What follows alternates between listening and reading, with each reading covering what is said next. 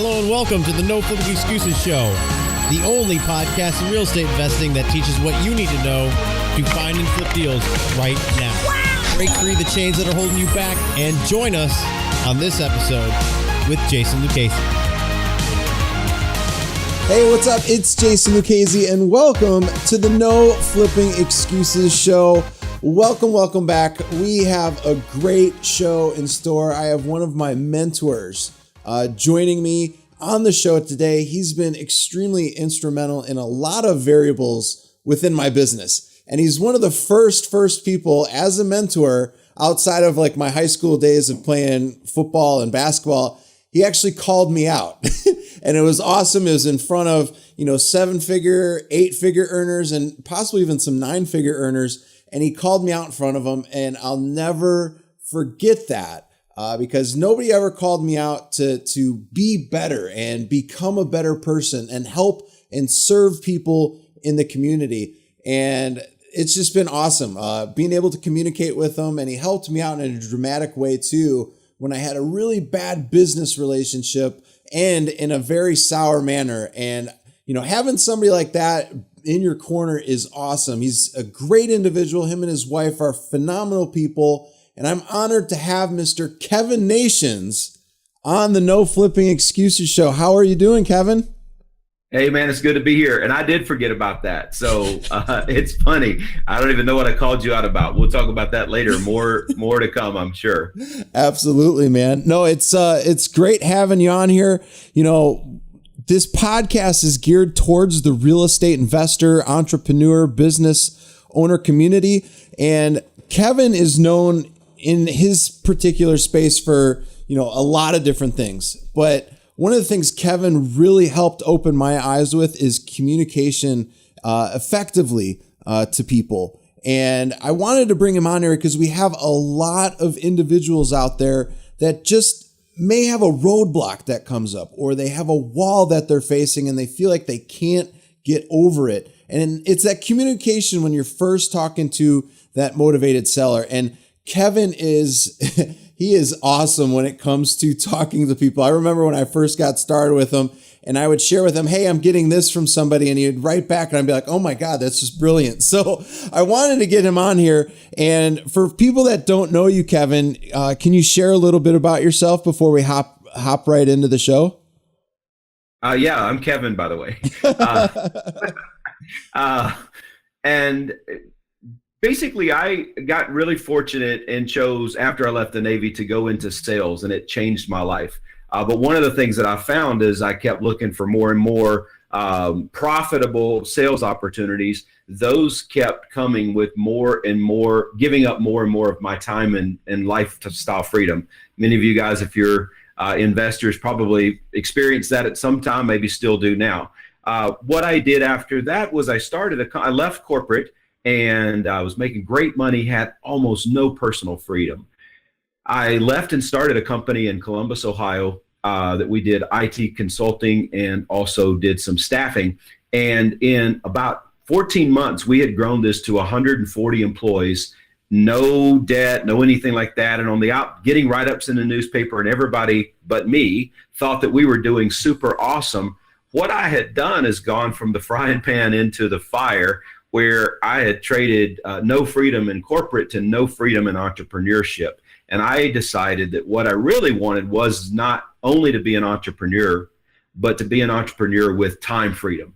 Yep. And that was the thing that attracted me to most to being an entrepreneur. And probably for you guys, one of the things that attracts you most, or at least as much as the financial opportunity of real estate endeavors and having a no flipping excuses life, is being able to flip homes, make a great profit, but also, have the freedom. If you want to work there yourself 14 hours a day, sanding the floors with a, drum sander that you rented from Lowe's, you can do that. And it's a lot of fun. You can just, put some earphones in, listen to Van Halen and sand those floors. Been there, done that. Or you can hire someone, take a little less profit, and you can go to your kid's baseball game. And then, so it was that freedom that I actually wanted. So 15 years ago, I started a business basically in pursuit of that for myself and in a commitment to that for myself, and helping other entrepreneurs and investors to build, massive profits while never sacrificing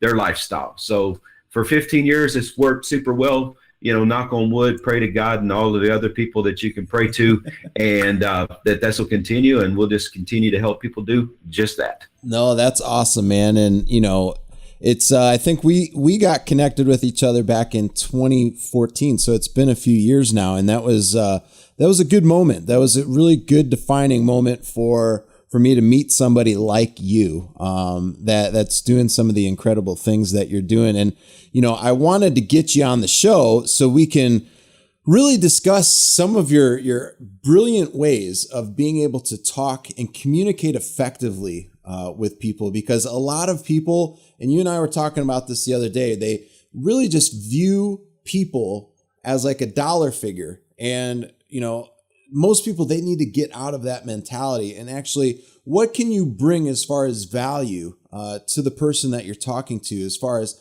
what types of problems are you going to be able to solve for them to make their life better? And in the result, it's going to make your life better too. So if you don't mind, Kevin, we've got, I've got some questions that I would love to ask you for the show. Do you mind if we kind of drill you a little bit? Well, I wouldn't be here otherwise, so let's do it. All right, sounds good. I'm both excited and terrified all at the same time. So one of the things that we're hearing a lot of feedback from is, we have to do this to get business. There's other ways to get business as far as marketing, but let's talk about what, if somebody's cold calling potential sellers in their target market, how can you really create a conversation with the potential seller to get why they would, why would they would want to sell their property, and what challenges they are not telling you about that you could help them with? Like, when you're cold calling, and this from being in the business for a while, people initially have that wall up. So just curious what you think in that.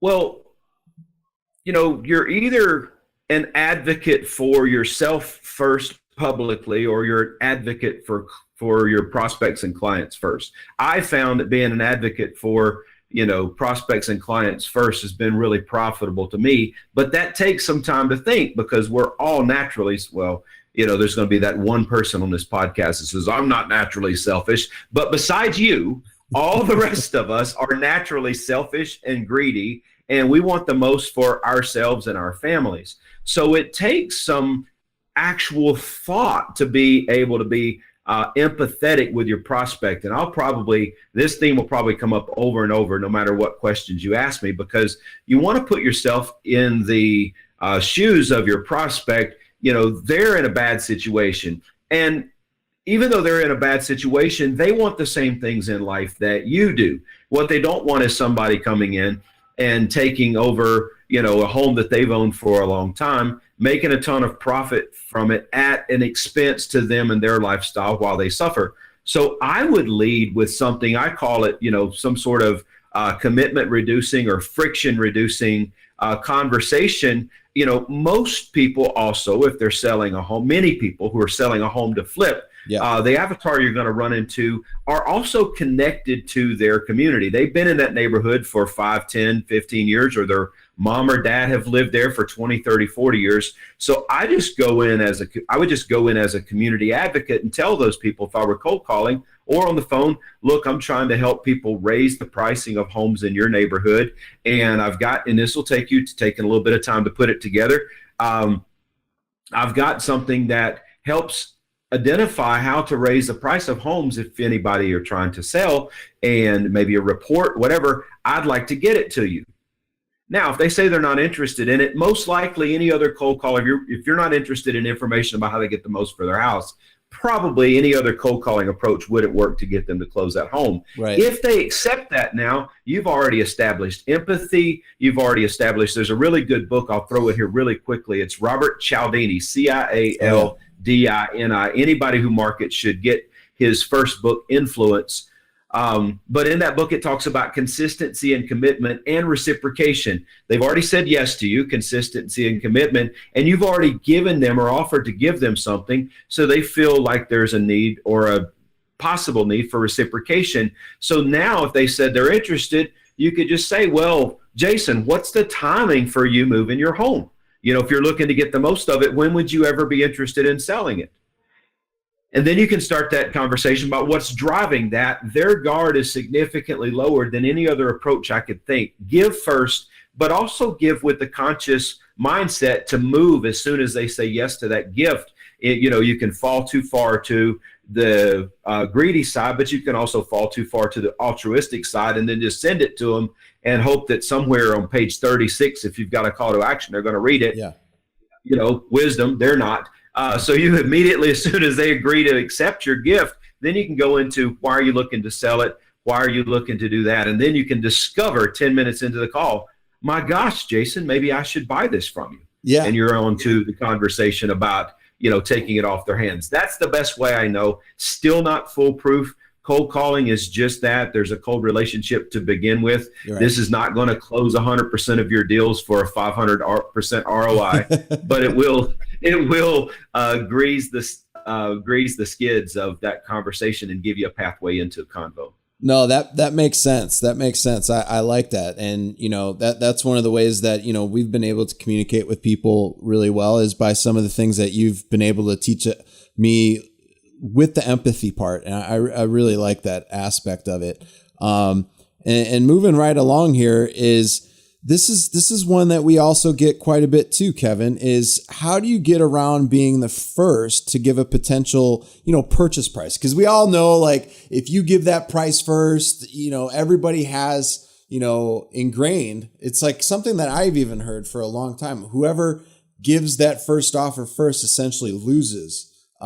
So what's your take on that? And, how would you approach it to where, you try and get as much out of the seller as possible, as to where you could have them essentially maybe give you a value on the property, maybe tell you like a certain percentage that they're looking to receive from a property. What would be your take on that? Well, if we were in role play, I would just tell you, if you told me to throw a price out first, I would just tell you, Jason, I'm an investor. And two things, I'm going to, push for the most profit possible, both in acquiring a property and in moving the property. That's just what an investor does. Because I like being candid. There's no reason to dance around the fact that you're an investor, and as an investor, you're there to make a profit for your family. So anyone who avoids that, any investor who avoids that, that's bringing up some shame, and it's going to create some friction, either spoken or unspoken, in the conversation. And any seller who is against that from a point of just a positional point, if they're against you making a profit and they're trying to operate from a way that you don't make a profit, probably not a good person to start a relationship, even if you were to negotiate a good terms. So I would just tell them, Jason, I'm an investor. My goal is to, buy as low as possible and to sell as high as possible while still maintaining good relationships with the people I acquire properties from, because they may refer me in the future, and people I may sell properties to because they may refer me to in the future. Also, as an investor, I have seen all of the, actual and possible pitfalls that come up between acquiring a property, investing in it, getting a clear title, all of these things. There's a lot more between the purchase and the sale that I've seen that I'm aware of. Yeah. So if I share a price with you, it's going to be far lower than you would expect just by the nature of my business. So let's find out what you need to get from that and either get to there or get as close to there as possible.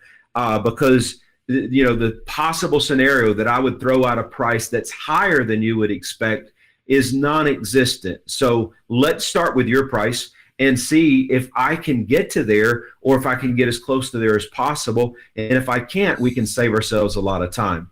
But that's the way that, and I like this statement because it totally puts you in control, but allows you to be kind. Jason, that's the only way this deal is going to work. Now, that's kind of a dual conversation because you're saying, the only way we can make this deal work is for it to operate that way. But it's also saying in kind of less direct terms, that's how we're going to be working together. but you don't need to say it with that energy. Gotcha. No, I like that. It's really being in a way to where you're not confronting them and you're still in control of the conversation. I really like that approach quite a bit. Well, and in some way you're ceding control to them. Yep. Because you're saying, if you put this out, I'll try to get to that number or get as close as possible and tell you why I can't if I can't get to that number. But, it saves a lot of time. Absolutely. No, I agree with you 100%.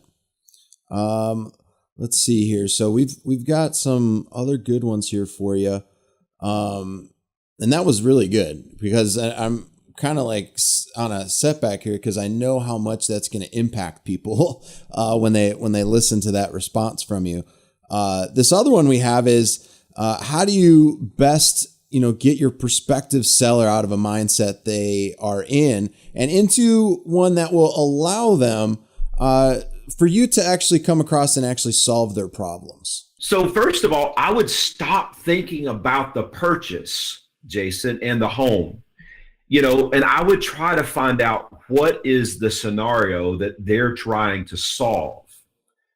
Because, so many times we think about, the home or the, flipping the home or getting the real estate property, but most likely, this person that is, most of the sellers, if you're looking to flip or actually even looking to buy at a discount, to hold and rent, which Melissa and I do quite a bit. Yeah. Those people are typically, if they're selling for less than market, they're selling because there is a reason. And the more that you can uncover that and find out the reason and how you can help them either solve that reason or resolve that reason has put them in the situation that they're now in and help them feel good about it. So I would dig deeper and find out what they wanted to do, after they sold that home. What will this free up for you? What will taking this monthly payment, off your back do for you? What will moving this home in a divorce do for your relationship? How will it help you have one less friction point with your former wife or your current wife or your former husband or your current husband? I try to talk about the solution that the home sale provides and put as little energy into the home discussion as possible.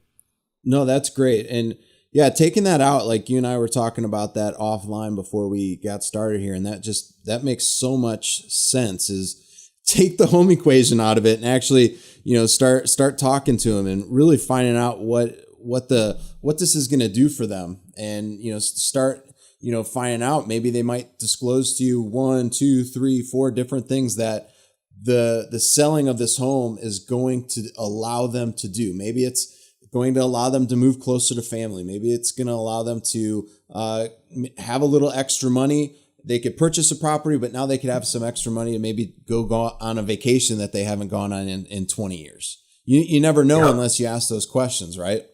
Awesome. So Kevin, we got another awesome question here for you. And so far, this information that you've been sharing is phenomenal, man. And I know it's going to impact a lot of individuals out there, especially that are doing either cold calling, direct mail, bandit signs, pay-per-click ads on Facebook, whatever it may be.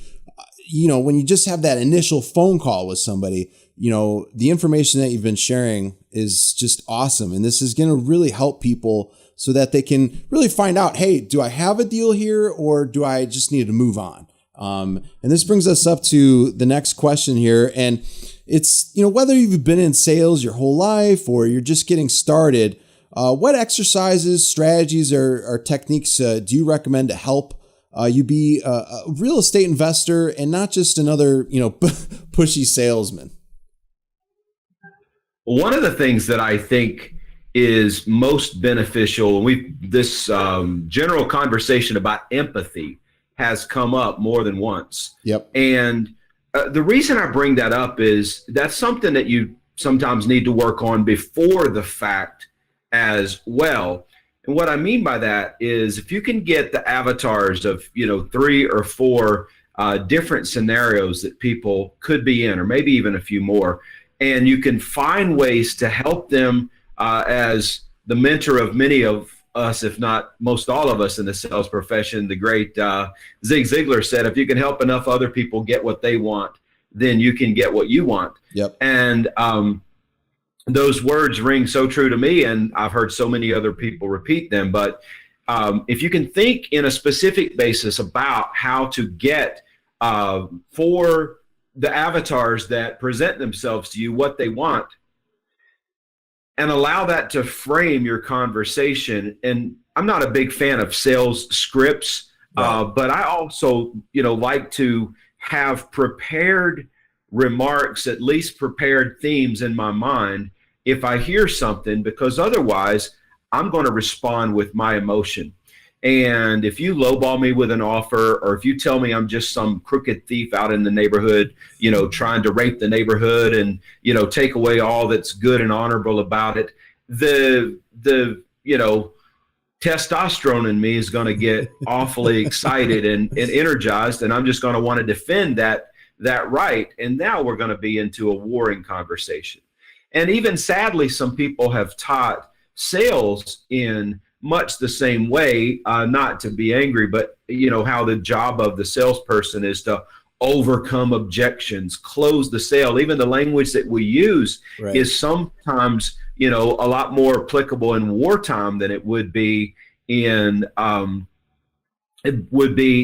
time where we're trying to negotiate something mutually beneficial. And so one of the philosophers that I study said that in war, you don't figure out who is right. You only figure out who is left. Nice. Wow. And dude, that's an important thing in sales too. If you go into a sales relationship adversarially, you don't figure out who's right. You figure out who's left. It's the guy with the biggest chest to thump, the guy with the most money to keep throwing at it until you can squash the deal. Right. And most likely you're the most powerful person in the relationship because you have money, and despite their resistance, they're operating from a place of lower power than you. So they're going to be more forceful than you. Yeah. Naturally.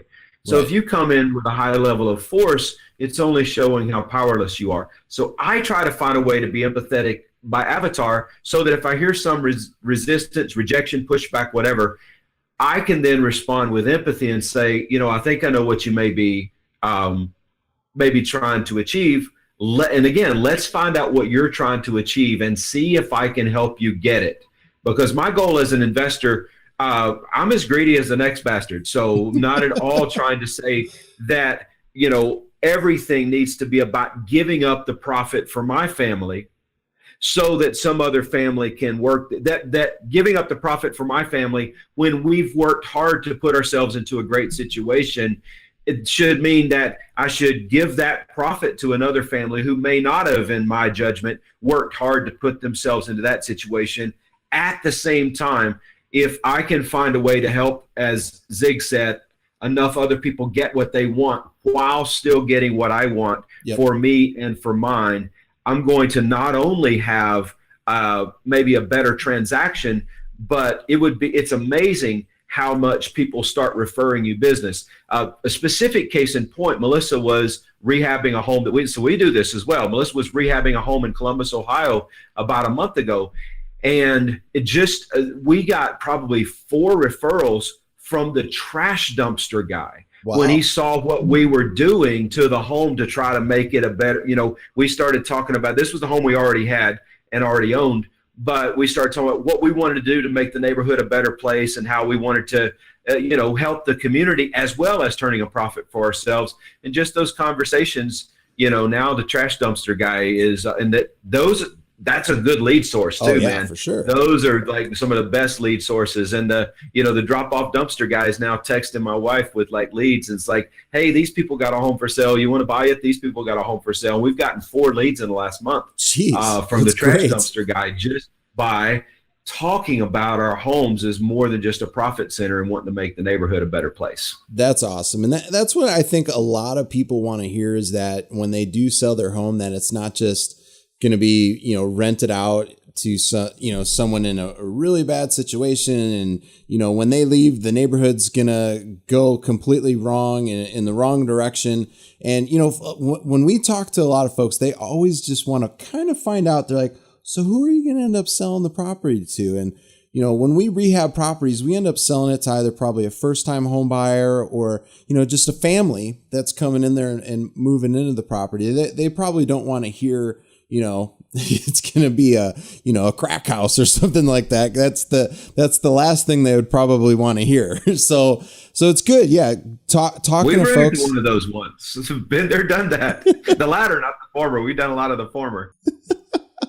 Oh man. So let me ask you this question here. This is a really good one that we came up with. And I feel like this is one that a lot of people, they end up talking to somebody for way too long and they end up wasting a lot of time. And so to get to the question, on average, how long, should I expect to talk on the phone to a solid lead? Like, how do I know when I have gone, from being diligent in my conversation to just wasting time?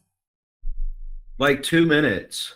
Really? Okay. And I know that all of this empathy we've talked about up till now, if the process is adversarial, it's probably not going to flip. You can try one conversation or, sharing one piece of information. But if it's adversarial, the old school sales strategies will talk to you and you almost wear the conversations that you flipped as a badge of honor. Yeah. This guy was an a-hole and I turned him around and, I got the better of him. Right. But in my opinion, there's like so many properties out there and there's so many sellers out there. And if you can turn a property or acquire property from a seller that you guys have a great relationship with, many people walk in the same circles. If you're buying somebody whose parents' house that's died, they've got a lot of friends that are their age and their friends' parents, yep, are going to be passing away. It's just a circle of life, but their friends' parents are that age and they're going to be passing away. They're going to pass that information along to you. And so I want, in all of the business endeavors I do, it's been 4 years since we started working together, and here you're still here pretending that you like me, 4 years later and talking good about me. And so, it's just if that relationship had been one adversarially and I had used some, mindset ninja sales strategies to sell you, but you had regretted it ever since, not only will we not be talking today, but you'd be talking to other people about the negative experience that we had together. Yeah, and the same thing goes in real estate. You think it's just a single transaction, but especially for those of you guys who are focused on a limited number of metro areas. I don't know how much this applies specifically to those of you guys who are just all over the country, take what take can and do it on the phone. It might apply, but to a lesser degree. But for those of you who are focused on 2 or 3 MSAs, getting into the community. And as a matter of fact, I'm not, a seasoned real estate investor. We've, acquired some properties. We've made some mistakes. We've done some things. I'm not a seasoned real estate investor, but just as a business person, and Jason, you can definitely come on here and refute everything I just said. But my personal preference would be to find a metro area that you liked and become a part of the community. What we found about, real estate and what we've done is it's so much better to make it a community endeavor than it is to just try to go find, the one deal in Spokane, Washington, and the tomorrow in Miami, Florida, and the other one in Indianapolis. I think focusing on 1 or 2 MSAs that you can build relationships with if you're going to be in this a long time is preferable to me. I agree. That's just my 2 cents. And that's not coming from a seasoned real estate investor. That's just coming from a community-minded person. If you're going to sell to a place where you can get a reputation and, allow that reputation that's built on you having empathy and you trying to do good by people while still profiting, allow that reputation to add fuel to your business.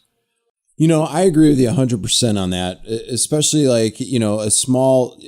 People may think like Indy's somewhat of a big metropolitan area, but if you could get yourself involved in a market like this or Chicago or wherever you are, and you become that go-to person, that really helps out your business quite a bit. And you build up that reputation by doing business the right way and not being a complete shade ball. So, that's one of the things that's huge. I think being a huge person in the community, like, some of the things that we do for giving back. And, we talked about this a while ago, and I know that you were willing to help with our project that we are doing. I really appreciate that. The gentleman at the time, we're trying to still do some stuff with them, but we help people out that are, they have disabilities. They're in wheelchairs. And that's just something we do. And if we get recognition for it, great. But it's not like we're out there seeking it.